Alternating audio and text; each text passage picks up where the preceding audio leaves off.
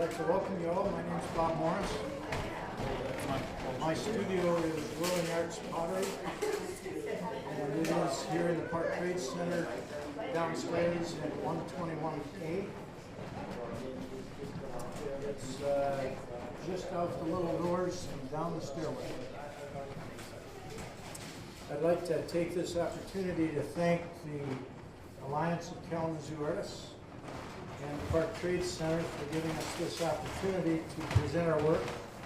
Thanks also to the Arts Council for establishing and running all the art house.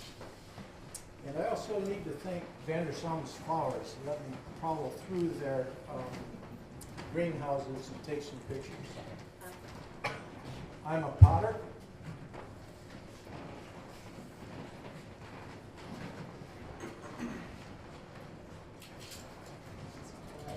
I think of myself as a craftsman trying to be an artist. I guess maybe that's an artisan. I don't have a fine arts degree. I'm a biologist by training. I'm interested in the natural world around me, and I guess that's where my inspiration comes from.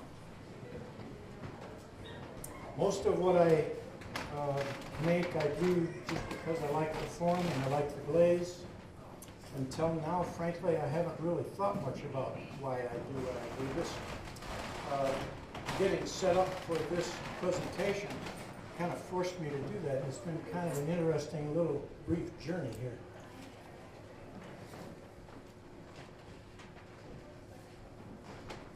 Most of my work is thrown on an electric wheel, with some pieces being altered on the wheel. I do some hand building and carving in leather hard clay. The glazes that I typically use are crystalline glazes, and that's illustrated by this piece here. The glazes can be problematic. For one thing, they run down the side of the pot when the piece is in the kiln at temperature. So each piece has to sit on a pedestal. It's in a catch basin. You can see the pedestal, the ring here that a piece was on. There's the catch basin and all of the glaze that's collected in the basin. Sometimes it's a little bit frustrating because sometimes the best crystals are actually in the part that you throw away. So I like the organic appearance and the sense of depth that the crystalline glaze offers. In this bowl, to me, it almost looks like these are organisms floating in water. It actually also looks a little bit like a slide under a microscope. With the organisms floating there.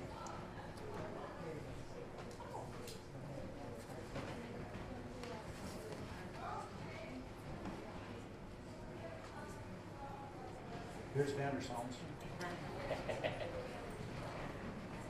Plant forms like this influence the curves and the tips of this greenware piece. Greenware is before the piece has been fired. This is formed and dried, called greenware.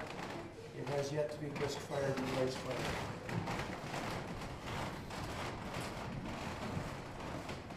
But I cannot use, there we go. I can't use this kind of an arc. It has to be this kind of an arc here because remember, if you remember what I said, the glaze runs in the kiln. So if I were to use this kind of an arc on those petals on that piece, some of the glaze would run down and accumulate right there in a gob. It doesn't look good. So at that point, the piece goes on the bargain shelf, or it it's severe, it becomes useful for target practice.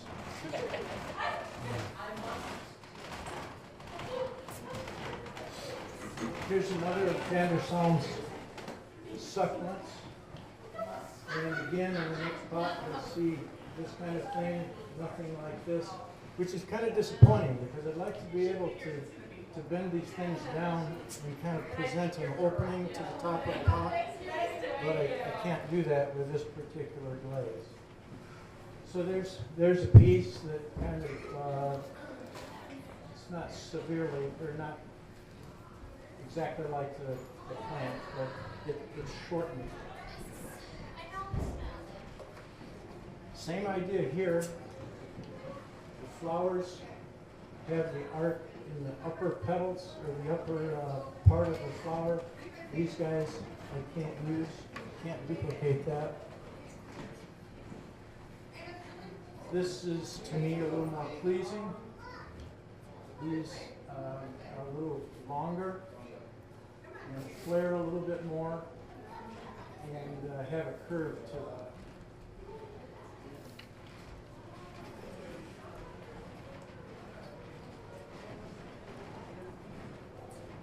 Here's a different greenware form. It's simple, it's clean, there's no texture. Hopefully I'll get a sense of texture with it, with the crystalline glaze. This one will probably be white or beige when I finish. I do some colors other than green. But green's my favorite. I just like green. But one thing that for some reason that I don't quite understand yet, I get more variability in the crystals in the green glaze than I get in the other colors. The other colors tend to be just a round crystal. The green gives a hatchet form in round crystals and a lot of different variation. This piece, split down the center, it is symmetrical side to side. You see the variability going vertically. You could talk about artistic dimensions here, I guess.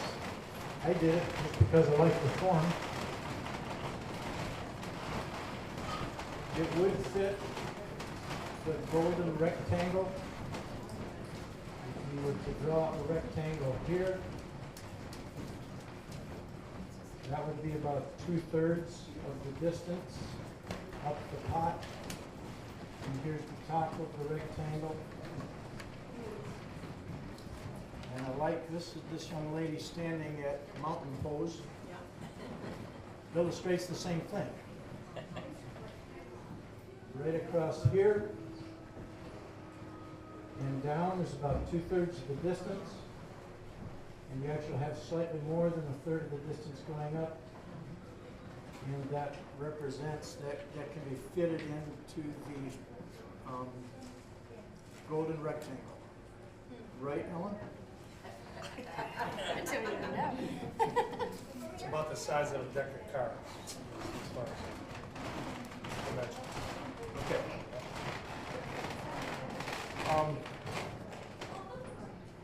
Anyway, like I said before, I'm not a trained artist. But I find it very interesting because those dimensions tend to work, and they're pleasing. I don't consciously do that, I just do it by eye, I just get the forms that I like, but nonetheless, I find that incredibly interesting.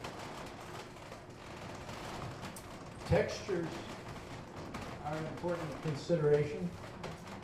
Here we've got texture in the bark of the tree. There's a close-up. And here's faceting on the side of the pot that is intended to, I guess, maybe subliminally, to represent the bark of the tree. There's some more faceting on a cup.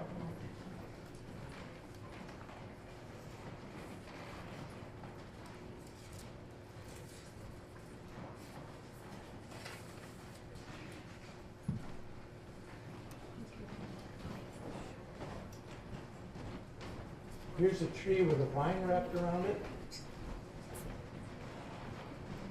And there's a pot with the same kind of effect. And it also shows a split handle. So what I've done is I've brought this up to the handle, come around, split it, and then this piece comes down the side of the pot and back around like that. So it's kind of the same idea as a vine wrapping around the trunk of a tree. Is that a lot more difficult than just leaving it? It's not particularly difficult, Isn't but it? it takes time. It takes It a lot looks- of time. I make the pot, and of course I add all this stuff at the end. Sure. But yeah, so it takes more time. You say you're not an artist, but you've done a very important thing in that line is showing movement. Your eye is following all through that pot, and that's a very nice effect. Thank you. I like that. I like that effect. This is the same idea. This piece is about 16 inches tall. And you see kind of the wraparound thing here coming up, split handle. A lot of split handles in my work lately. And then this coming down the side of the pot. I'm going to depart here a little bit. This again is Vandersalm's Flower Shop and the leaf form. This is not a crystalline glaze. This is a celadon glaze. And this is not a wheel thrown piece. This is a hand built piece. And I've carved the leaf pattern inside of the pot. On the other side is a kind of a pine pony thing. So that's a little bit of a departure for me, and I'm tending to move a little bit more in that direction. But I think I'll probably never give up the crystal glazes. I do like that. Here's a piece that brings some of this together. This thing was about 18 inches tall, I think. Again, we're coming off here down to the split handle, wrapping around the base of the pot. And the handles come together. It's an uneven handle. I kind of like that too. Kind of draws your eye. So that's kind of another example of where I seem to be going at this point in time. This is simply a bowl. What this shows, this piece, the split top base, here they are together. These two were both fired in the same firing. This piece has a lot of overlapping crystals. This was used, what I used here was zinc oxide in the glaze that was not calcined, it wasn't heated. So it's a very fine, fluffy material. You get these overlapping crystals. I'm a little less partial to this than the individual crystals. I've calcined or heated to 1500 degrees the zinc oxide, and now I get the spread out crystals. And in my most recent firing, I used this same calcined zinc oxide and reduced the temperature at the top of the firing cycle, and I got a crystal distribution between those two pieces, which is right about where I want to be. So, but it's the bad thing about this particular glaze, it may not work next time.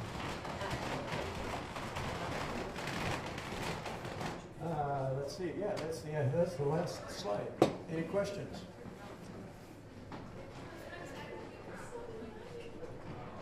Have you ever built a piece, glazed it, put it in the oven, opened up the oven, and thing exploded all over the place? Never had it explode, but I have had it crack. And then they're ruined. Ruined. Doesn't happen often, but it does happen. So.